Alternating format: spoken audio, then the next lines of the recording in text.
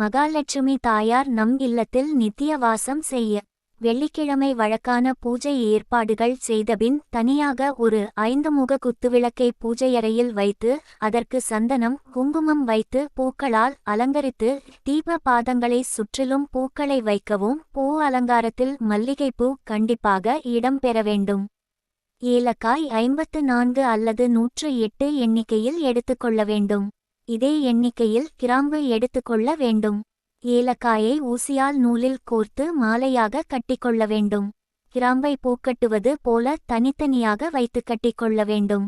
இந்த ஏலக்காய் மற்றும் கிராம்பை விளக்கிற்கு சாற்றி விளக்கு முன் சர்க்கரை பொங்கல் உலர் திராட்சை 1 மாதுளம் பழம் 5 நெல்லிக்கனிகள் வெற்றிலைப்பாக்கு பழம் 501 ரூபாய் வைத்து 5 முகங்களிலும் தீபம் ஏற்றி மகாலட்சுமி சுலோகம் சொல்ல வேண்டும் அல்லது மகாலட்சுமிதாயே போற்றி என 108 முறை சொல்லி வழிபடலாம். இதை வெள்ளிக்கிழமை காலை 6 மணியிலிருந்து 7 மணிக்குள் மற்றும் இரவு 8 மணியிலிருந்து 9 மணிக்குள் சுக்ர ஓரையில் செய்யவும். இதனால் குபேர யோகம் ஏற்படும். மகாலட்சுமி தாயார் நம் வீட்டில் நித்திய வாசம் செய்வார்.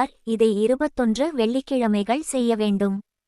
வெள்ளிக்கிழமை செய்ய இயலாதவர்கள் பெளர்ணமி அன்று செய்யலாம்.